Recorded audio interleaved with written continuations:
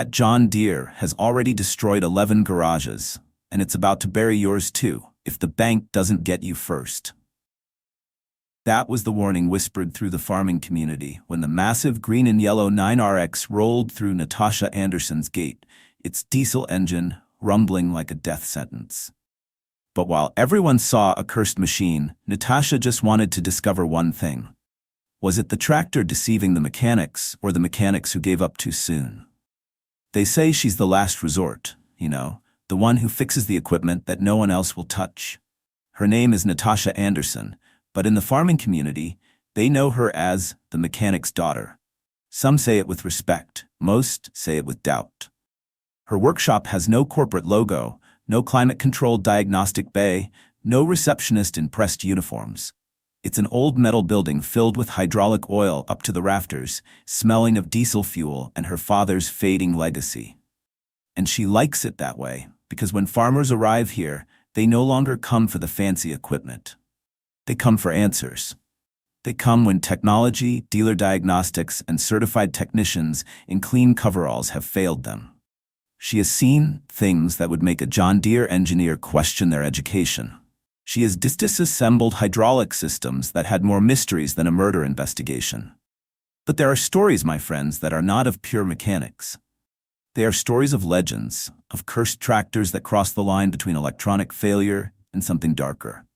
And of all those stories, none is as heavy, as haunting as that of the John Deere 9RX. That tractor was not just farm equipment. It was a ghost, a devourer of reputations, a destroyer of harvest seasons. The first time Natasha heard the full story of that John Deere, it was like hearing a funeral announcement at a wedding.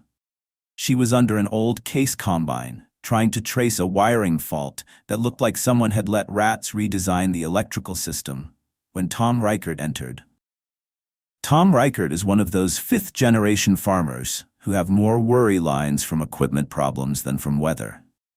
He entered with his hat in his hands, even though it was early morning, and looked at her with that mixture of skepticism and desperation that only the truly desperate have. "Natasha," he said without preamble, and the urgency tightened his voice. "I need you to look at a machine, one that no one wants to touch." She continued with her work, her hands steady on the multimeter. "Time is harvest season, Tom, and pretty words don't save crops. I charge for what I fix, not for what I refuse." Behind Tom, she heard his brother Marcus clear his throat, a sound that came from deep in his doubtful soul. "It's the John Deere 9RX, Tom said quietly. "The cursed one." Her hand stopped. The multimeter slipped slightly in her grip. She stood up slowly, wiping hydraulic fluid from her forearm with a shop rag, and looked at Tom Reichert properly for the first time that morning. "The 9RX?" she asked, her voice carefully neutral. "The one they call the harvest killer?" Tom nodded, his weathered face telling her everything she needed to know about sleepless nights and mounting bills. Marcus stepped forward then, his skepticism written across every line of his face. "Tom, we've been through this. She's good with small equipment, but this is a $600,000 machine that's beaten 11 professionals, 11 men. We need real expertise." Natasha met Marcus's eyes steadily, her calloused hands resting on her father's old toolbox, the one with his name still etched on the side.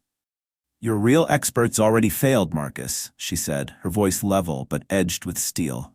"What exactly do you have to lose that you haven't already lost?" Tom looked past her to the wall where her father's photograph hung, him standing beside a repaired combine 30 years ago, smiling that quiet smile of a man who understood machines better than he understood people. "Your dad would have helped," Tom said softly. "He never walked away from the impossible." And there it was, the weight of legacy, of reputation, of a promise she made to a dying man that she would keep his shop alive and keep helping the farmers he loved. The bank's foreclosure notice sat in her desk drawer, 60 days away from taking everything. This cursed tractor was either her salvation or her execution. There would be no middle ground. "Harvest is 2 weeks away?" she asked. 14 days, Tom confirmed. 40 families depend on my contract harvesting operation. If the 9RX doesn't work..." He didn't finish the sentence. He didn't need to. In farming communities, everyone understands what happens when harvest fails. Natasha looked at Marcus, then back to Tom. her jaw set with determination that her father would have recognized. "Bring it in tomorrow at dawn, and Tom, I'm going to need complete access to the field where it keeps failing. Not the shop, not the test stand, the actual field." Marcus shook his head, his face flushing. "That's liability, we can't." "Then you don't want it fixed," she interrupted, her voice harder than she intended. "Every mechanic before me tried to diagnose it in controlled conditions. That's exactly why they all failed. This tractor doesn't fail in comfort. It fails in the dirt, under load, in the real world. That's where we find the answer." Tom was quiet for a long moment, weighing decades of farming instinct against his brother's practical concerns. The morning light slanted through the shop's dusty windows, illuminating the tools hanging on the wall. Her father's legacy, now her burden. Finally, Tom nodded slowly. "Tomorrow at dawn. And Natasha?" He paused, his voice dropping. "Be careful. That machine has ended careers, destroyed businesses, ruined reputations." "I know," she said, glancing at the foreclosure notice partially visible through her open office door. "But what other choice do I have?" Marcus made a disgusted sound and turned to leave, but Tom stayed a moment longer. "Your father believed in you, Natasha, even when others didn't, even when—" He hesitated, then continued. "Even when you were a girl working on tractors twice your size. He always said you saw things differently, that you listened to machines the way other people can't." Natasha felt the familiar tightness in her chest, pride mixed with grief, mixed with the exhausting weight of constantly proving herself. "Then let's hope he was right," she said quietly. "Because if he wasn't, I lose everything in 60 days. After they left, she stood alone in her shop, surrounded by the smell of diesel and hydraulic oil, the ghost of her father's presence in every tool, every workbench, every piece of advice she'd absorbed over years of being told she couldn't do what she was doing. The John Deere 9RX. The harvest killer. The machine that 11 men couldn't tame. Tomorrow it would arrive, and with it, her last chance to prove that being underestimated was sometimes the greatest advantage of all. She looked at her father's photograph one more time. "Okay, Dad," she whispered. "Let's see if your daughter learned your lessons as well as you thought she did." Outside, the sun was rising over the fields. Fields that needed harvesting. Fields that depended on one cursed tractor. Fields that depended on one woman who refused to give up. The ghost was coming. And Natasha Anderson was ready to face it. The next morning arrived with that peculiar stillness that precedes either breakthrough or disaster. Natasha was already in the shop when the Reichert brothers' truck pulled up, its headlights cutting through the pre-dawn darkness. Tom climbed out first, moving like a man who'd forgotten what a full night's sleep felt like. The paperwork he carried was thick enough to be a novel. Diagnostic reports, service records, failed repair attempts. He laid it all on her workbench like evidence at a trial. 3 John Deere certified dealerships, Tom said, his finger tracing down the list. 2 independent specialists. We even flew in an engineer from the manufacturer's regional office. Cost me what a new mid-sized tractor would have cost. Natasha flipped through the reports, her trained eye catching the pattern immediately. Every diagnostic, passed. Every computerized test, green across the board. Engine parameters perfect. Hydraulic systems nominal. Electronic control unit responsive. Light loads, it's a dream, Tom continued. Transport work, easy field work, runs like the day I bought it. But the moment I put it under real agricultural stress, deep plowing, heavy harrowing, maximum draft on clay soil, he made a cutting gesture across his throat. Catastrophic failure. Sometimes it's total hydraulic loss to the implements. Sometimes the drivetrain locks into protection mode. Twice, complete ECU shutdown. And when you tow it back, Natasha asked, though she already knew the answer. Self-heals. 0 fault codes. 0 stored errors. Like it's mocking us. Tom's voice cracked slightly. I've lost 2 planting windows already. Harvest is 14 days out. 40 families are counting on my operation. If this tractor doesn't work, they don't get their crops harvested in time. Marcus had been silent until now, leaning against the doorframe with his arms crossed. This is insane, Tom. She's good with small equipment, sure, but this is a $600,000 machine that's destroyed 11 professionals. 11. We need certified expertise, not... Not what? Natasha interrupted, her voice quiet but sharp as a blade. Not a woman? Not someone without corporate credentials? She set down the paperwork and looked directly at Marcus. Your certified experts already failed, every single one of them. So tell me, Marcus, what exactly do you have to lose that you haven't already lost? The silence stretched between them like a challenge. Tom's eyes moved to the photograph on Natasha's wall. Her father, younger, standing beside a massive combine, his hands resting on the machine with the casual confidence of someone who understood its language. Your dad saved my grandfather's farm, Tom said softly. Impossible repair, everyone said. 6 mechanics had given up, but your father, he never walked away from impossible problems. He looked back at Natasha. I'm betting he taught you the same thing. Natasha felt the weight of it then, not just the tractor, not just the 40 families, but something heavier. Her father's legacy. The foreclosure notice sitting in her desk drawer, 60 days stamped across the top like an execution date. The whispers that followed her through every parts store, every farmer's co-op meeting. She's good, but she's not her father. 14 days until harvest? She asked. Tom nodded. Then we'd better get started. She pulled her father's old toolbox closer, her calloused hands resting on the worn metal. Bring the 9RX in this afternoon. I'll need every diagnostic report, every failed repair attempt, every detail about when and where it fails. And Tom, I'll need access to that field, the exact location where it keeps dying. Marcus made a sound of disgust. This is a mistake. Maybe, Natasha cut him off, but it's my mistake to make, and Tom's choice to let me try. She met his skeptical gaze without flinching. You can stay and watch, or you can leave, but either way I'm taking this job. Tom extended his hand. Natasha shook it, feeling the calluses of 5 generations of farming against her own mechanic's grip. One more thing, Tom said. The engineer who came out? Before he left, he said something strange. He said the problem was so simple it's invisible. Said that's what makes it impossible to find. Natasha felt something click in her mind. Not an answer, but the shape of a question she hadn't known to ask. Simple but invisible, she repeated. That's where we start. After they left, she stood alone in her shop, surrounded by the ghost of her father's presence and the weight of an impossible task. Through the window, she could see the dawn breaking over fields that needed harvesting. The cursed tractor was coming. And with it, her last chance to prove that sometimes the answer hides not in complexity, but in the simple things everyone else overlooks. The lowboy trailer arrived at noon, carrying the John Deere 9RX like a prisoner being delivered for execution. Or perhaps the executioner itself. 670 horsepower of gleaming green and yellow metal, imposing and modern, its massive tracks still caked with the clay soil that had witnessed its last failure.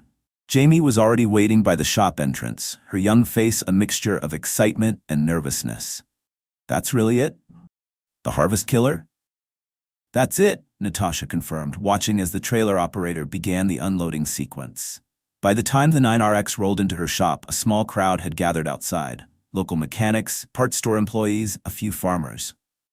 Some were genuinely curious. Most were skeptical. All of them were waiting to watch the girl fail. Natasha ignored them and connected her diagnostic laptop to the tractor's electronic control unit. The John Deere software booted up, running its automated system check with the cold efficiency of a medical examiner. 2 minutes later, the screen displayed what she'd expected. Perfect health. 0 active faults. 0 historic faults. 0 pending issues. Every system glowing green like a clean bill of health for a corpse. Engine parameters? Jamie asked, reading over her shoulder. Perfect. Hydraulic pressure sensors nominal. Transmission control flawless. ECU responsive. Natasha pulled up the detailed logs. It's exactly what the previous 11 mechanics saw. A machine that claims to be perfectly healthy. For the next 48 hours, she became an archaeologist of failed attempts, retracing every diagnostic path her predecessors had taken. She drained and analyzed the hydraulic fluid. Perfect viscosity, no contamination. She tested every solenoid valve's response time with a millisecond precision timer, all within specification.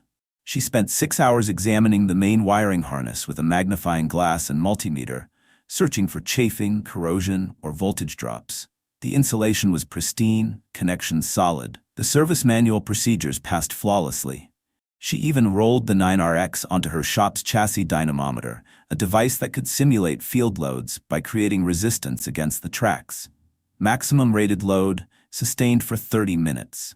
The tractor pulled like a champion, its systems responding with textbook precision. On the evening of the second day, Marcus appeared with 2 cups of coffee, his timing suspiciously coincidental with her latest test failure. Find the magic problem yet? His tone attempted courtesy but landed somewhere near condescension. Natasha accepted the coffee without looking at him, her eyes fixed on the diagnostic screen. Not yet. Maybe because there isn't one to find. He sipped his own coffee. Maybe it's just bad luck. Or operator error. Or, it's not operator error, she said flatly. Your brother's been farming for 30 years. He knows how to run a tractor. Marcus left without another word, but his skepticism lingered like diesel fumes. By the third sleepless night, exhaustion had become Natasha's constant companion.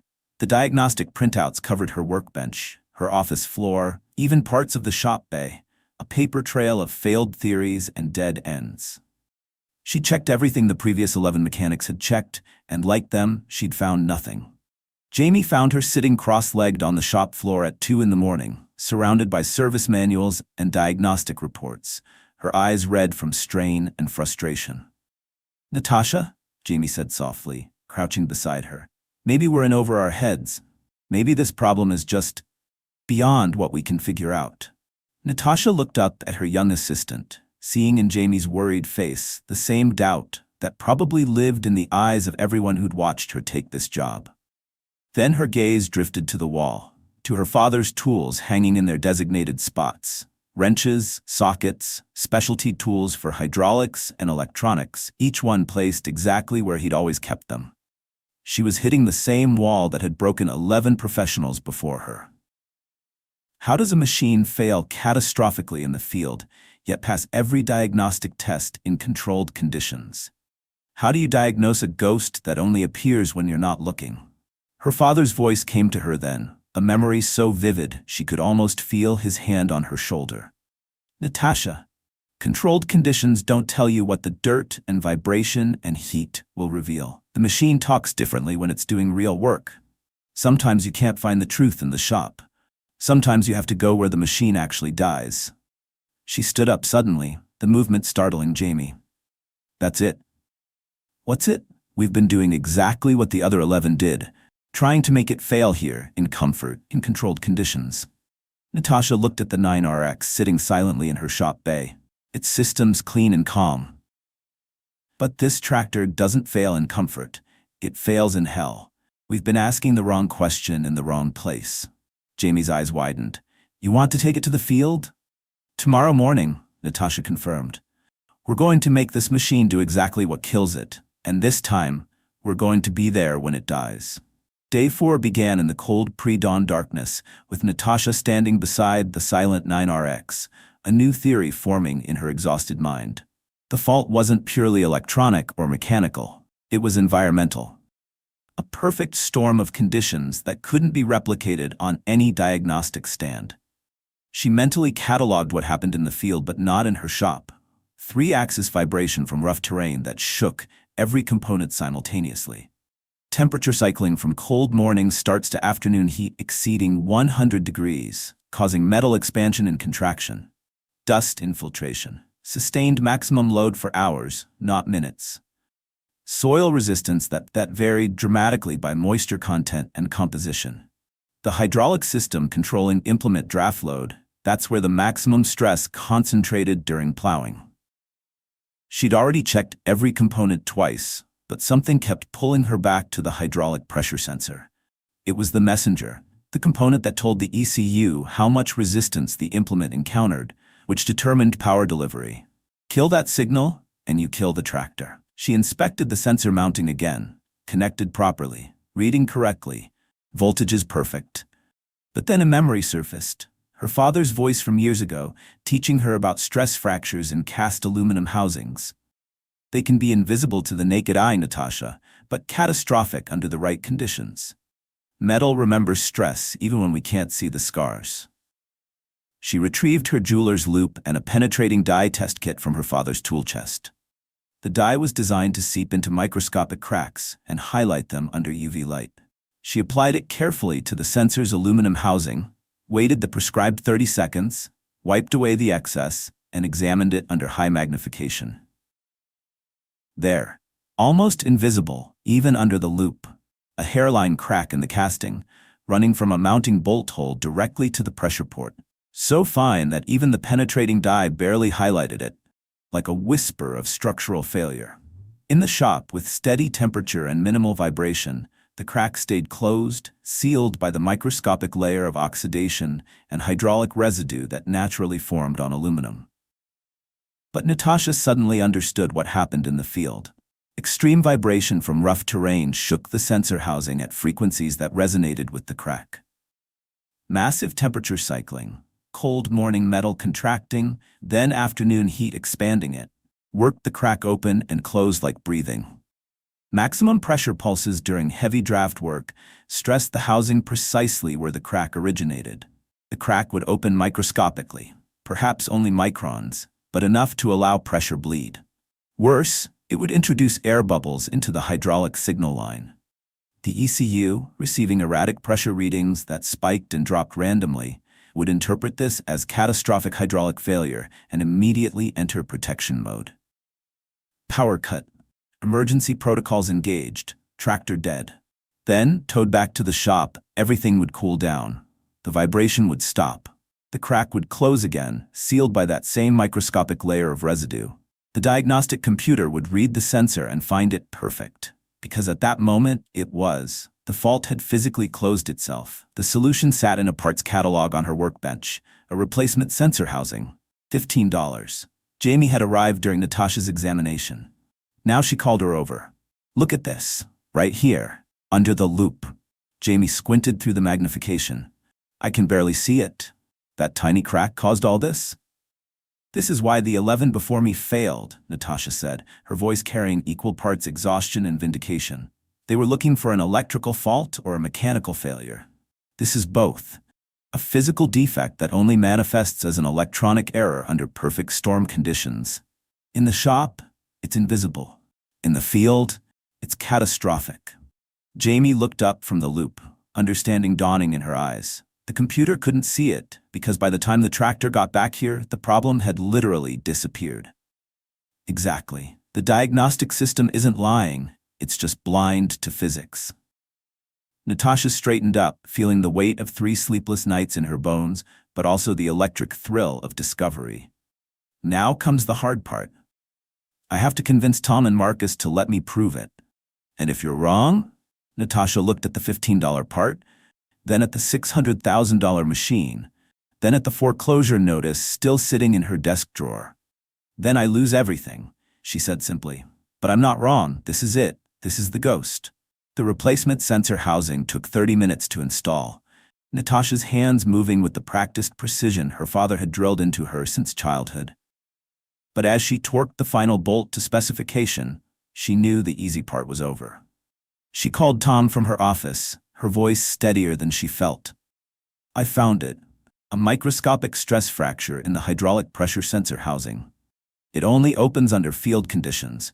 Vibration, temperature cycling, maximum load. That's why it's been invisible to everyone. Tom's relief was palpable through the phone. You're sure? As sure as I can be without testing it. I need to take the 9RX to your field, Tom. The exact spot where it keeps failing. Full load, real plowing conditions. When? Now, this afternoon. We're 10 days from harvest. I'll meet you there. But when the Reichert brothers arrived at the shop an hour later, Marcus was already shaking his head.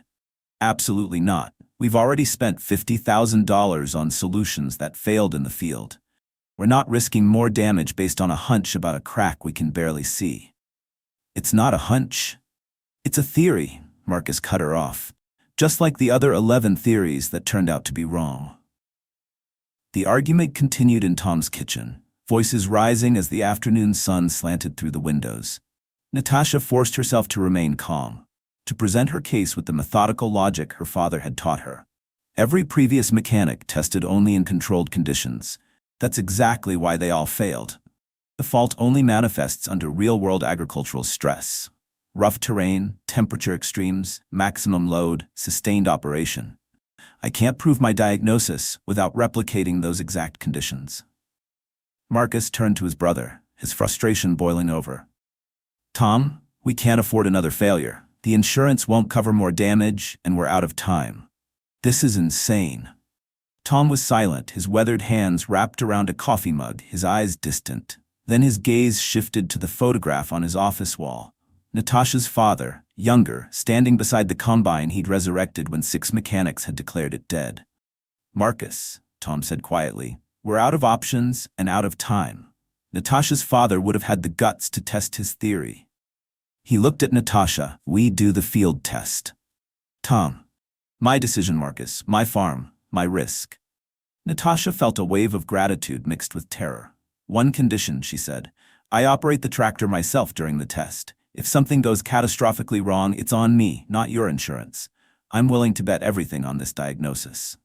An hour later, they arrived at Tom's most challenging field. 40 acres of heavy clay soil on rolling terrain, the exact location where the 9RX had died repeatedly. But they weren't alone. Word spreads fast in farm country, and dozens of farmers lined the field edge, their trucks parked along the access road. Some had known her father and come to support her. Most were skeptical, waiting to witness the inevitable failure. Natasha climbed into the cab, her hands trembling slightly as she adjusted the seat to her father's preferred position. Muscle memory from countless hours helping him as a teenager. She attached the 12-bottom plow, the massive implement that would create maximum draft load, and ran through the pre-operation checklist. The tractor rumbled differently under full implement load. She could feel the hydraulic system straining through the controls, feel the drivetrain transferring 670 horses to the ground through the tracks. The steering was heavier, the engine note deeper. Everything about the machine changed when it was actually working. This was where the ghost lived. In the real world, not the controlled safety of her shop. Her heart pounded as she engaged the implements and started the first pass, the plow biting into the heavy clay soil. The crowd watched in silence, a jury waiting for a verdict. Either the $15 part would hold, or her entire life would collapse in front of everyone who'd ever doubted her. The 9RX moved forward, and Natasha held her breath. The first pass went smoothly. Too smoothly. The 9RX pulled powerfully through the clay soil, the 12-bottom plow cleanly turning the earth, leaving perfectly straight furrows behind. Natasha maintained steady speed, her eyes constantly scanning the gauges, her body feeling every vibration transmitted through the seat. But she knew the real test was ahead, the second pass. The uphill section through the wettest, heaviest part of the field, the exact spot where this tractor had died 11 times before. She turned at the field edge and lined up for the approach. This was where 11 mechanics' reputations had been buried along with their confidence. The grade didn't look dramatic, maybe 8 degrees, but combined with the saturated clay soil and maximum implement load, it became a crucible that had broken every previous solution. The plow bit deeper as she started the climb. Resistance increased exponentially. The engine note changed to a deeper, laboring roar. Through the controls, she felt the hydraulic system at maximum demand, every valve and pump working at capacity. The vibration intensified, transmitted from the rough terrain through the massive tracks into the chassis. The temperature gauge climbed as the engine fought gravity and soil resistance simultaneously. If the crack opened now, if her diagnosis was wrong, the tractor would shut down in front of the entire community. Her shop, her father's legacy, everything gone. The grade steepened, load maximized. She could feel the entire machine straining, every system pushed to its engineering limit. Her hands gripped the controls, waiting for the dashboard to light up with warnings, for the sickening lurch of hydraulic failure, for the engine to enter protection mode. The dashboard remained clear. No warning lights, no error codes, no power loss. The 9RX pulled through steadily, powerfully, the new sensor housing holding against conditions that had opened the crack a dozen times before. At the crest of the grade, Natasha released a breath she hadn't realized she was holding. But one successful pass wasn't enough. She continued working the field for 4 full hours, double the time the tractor had ever survived before. She varied the load, tested different terrain, deliberately sought out the roughest sections. She pushed every system, recreated every condition that had killed it previously. The 9RX responded perfectly, consistently, reliably. When she finally parked and shut down the engine, the silence felt profound. The community had watched for 4 hours, the afternoon sun sinking toward the horizon, shadows lengthening across the field. Some had left early, convinced. Others had stayed the entire time, unable to look away. Tom approached first, his weathered face transformed from anxiety to something like wonder. Marcus walked up slowly behind him, his skepticism replaced by an expression caught between respect and disbelief. Natasha climbed down from the cab, her body exhausted from tension and concentration, her hands shaking slightly from adrenaline. She retrieved the old sensor housing from her tool bag and handed Tom the jeweler's loupe. "Look at it now," she said. "Under magnification. Right there, running from the bolt hole to the pressure port." Tom examined it carefully, tilting the housing under the late afternoon light. 11 mechanics, he said quietly, and none of them thought to look for a stress fracture in a sensor housing nobody believed could crack. Natasha nodded, finding her voice steady despite her exhaustion. Modern diagnostics test electrical signals and computer codes brilliantly, but they can't test material integrity under real-world stress. That crack was too small to see without magnification, and it only opened under specific combined conditions: vibration plus maximum load plus temperature cycling plus sustained operation. When those conditions stopped, it resealed itself. "So the computer couldn't see it," Tom said, understanding dawning. The computer wasn't lying. By the time the tractor returned to the shop, the fault had physically disappeared. The scanner couldn't log a fault code for a problem that didn't exist during the diagnostic session. Marcus stood silent for a long moment, then extended his hand. "I was wrong about you. Dead wrong." His voice was rough with emotion. "Your father would be proud." Natasha shook his hand, feeling the calluses that matched her own. "He taught me to look where the computers can't see." Tom pulled out his checkbook. "Double your quoted fee plus a substantial bonus." "You didn't just fix a tractor, Natasha. You saved 40 families from losing their harvest." As Tom wrote the check, the crowd began to disperse, trucks starting up along the field edge. But several farmers remained, approaching hesitantly, waiting to talk. They had their own impossible equipment problems, their own ghosts that defied diagnosis, and now they knew where to bring them. Natasha looked back at the 9RX, sitting silent and victorious in the fading light, then at the 40 acres of perfectly turned soil.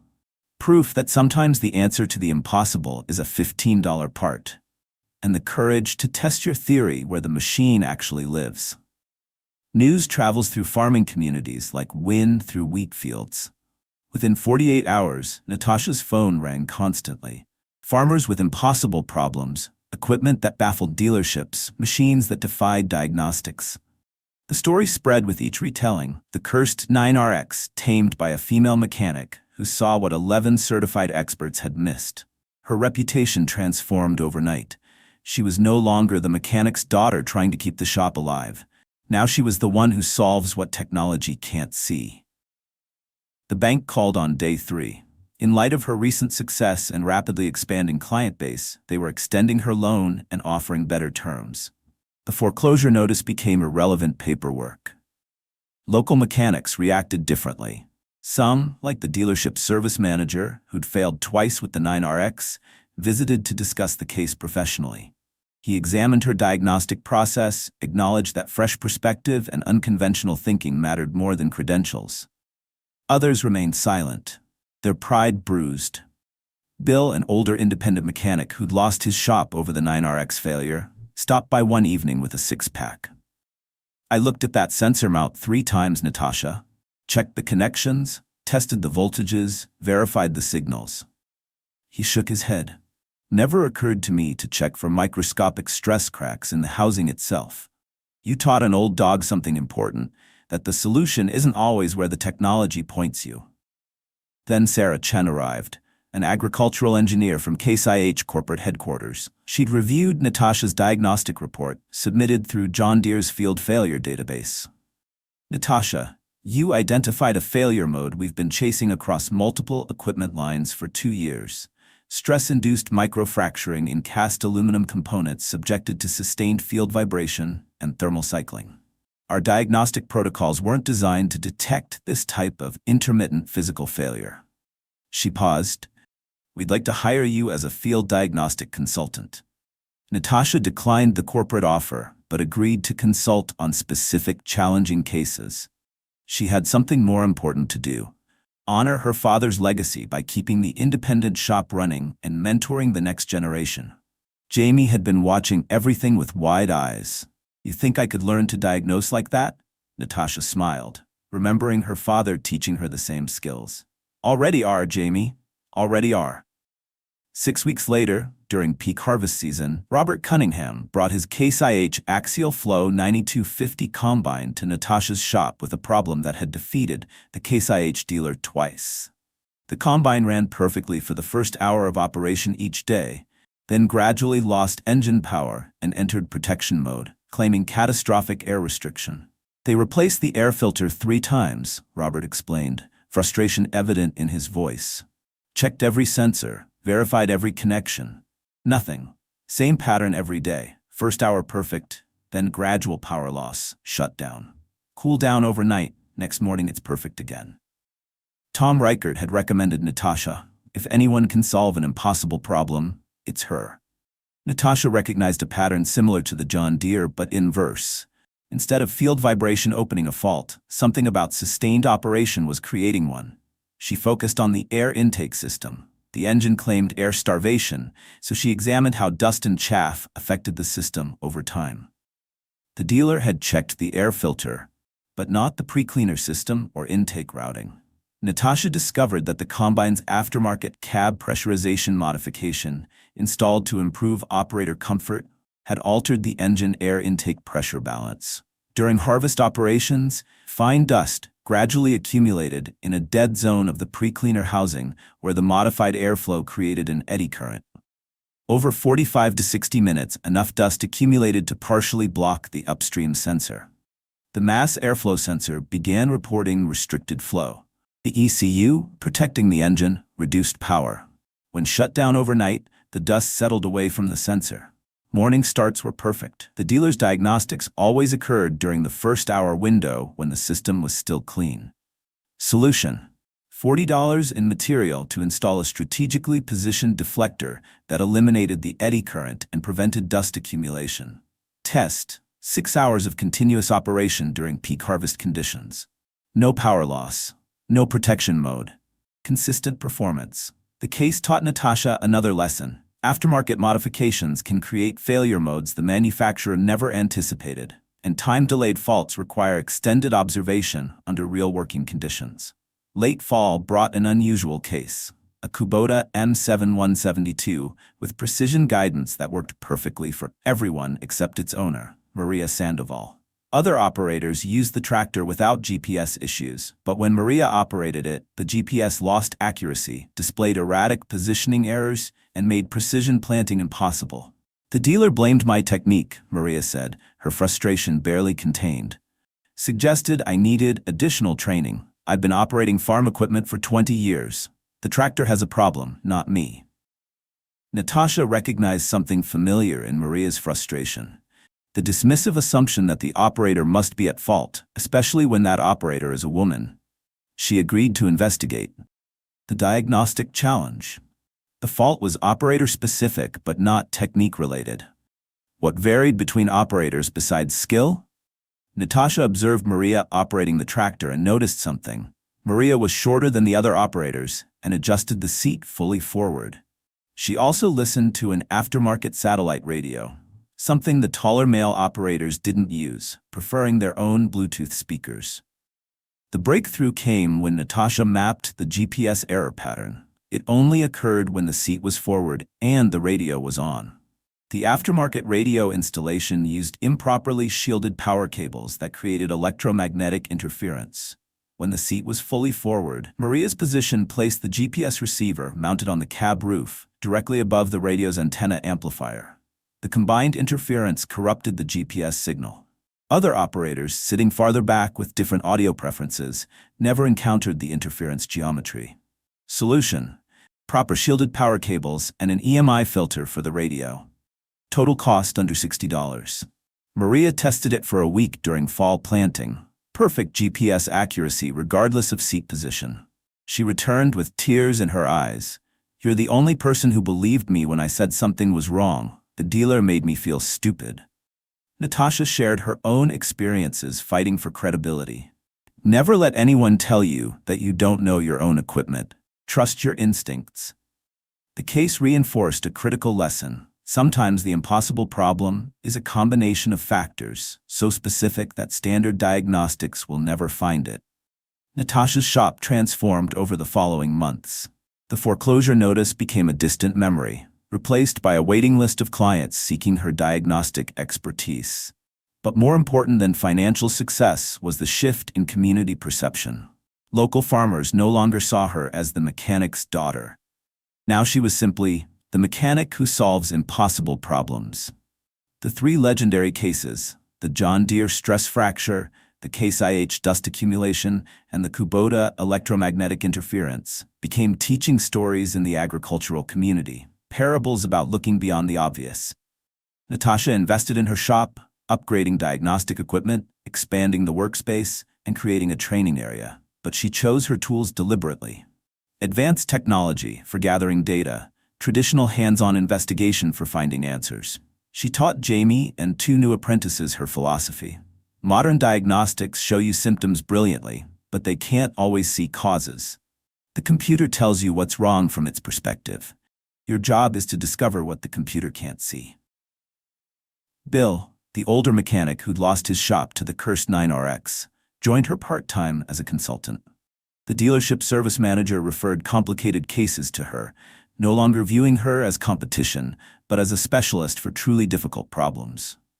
Marcus Reichert, once her harshest skeptic, became one of her strongest advocates. The agricultural community recognized what Natasha represented, proof that perspective matters more than credentials, that fresh eyes can see what experience overlooks, and that determination and observation can solve what pride and technology cannot. She kept her father's old toolbox prominently displayed, alongside his photograph and a small plaque. "The machine always tells the truth. You just have to listen differently." On the first anniversary of solving the John Deere case, Natasha hosted an open house at the shop. Farmers, mechanics, equipment dealers, and engineers attended. Tom Reichert presented her with a framed photograph. The John Deere 9RX working perfectly in the field, harvest season saved. But the image that meant most to Natasha was different. Jamie confidently diagnosing a complex hydraulic issue, teaching a younger apprentice the same way Natasha's father had taught her. The legacy wasn't just about reputation or success. It was about passing forward the knowledge that simplicity often solves complexity, that physics matters as much as electronics, and that the best diagnostic tool isn't sold in any store. It's observation, humility, and the courage to look where others haven't. Natasha Anderson had become what her father always believed she could be. Not just a mechanic, but a problem solver who sees what technology cannot. As the sun set over the fields that evening, casting golden light across the shop her father had built and she had saved, Natasha stood in the doorway watching Jamie explain pressure sensor diagnostics to the new apprentices. The next generation was learning. The legacy was secure. And somewhere, she knew her father was smiling. If this story of persistence, problem-solving, and proving the doubters wrong resonated with you, please subscribe to our channel for more inspiring stories of underdogs who refuse to give up. Hit that notification bell so you never miss when we share tales of ordinary people solving extraordinary problems. And if you enjoyed Natasha's journey, check out our other videos in the playlist. Stories of mechanics, engineers, and problem solvers who found answers where everyone else saw only impossibility. Because sometimes the greatest solutions come from the most unexpected places. Thanks for watching, and remember, the machine always tells the truth. You just have to listen differently.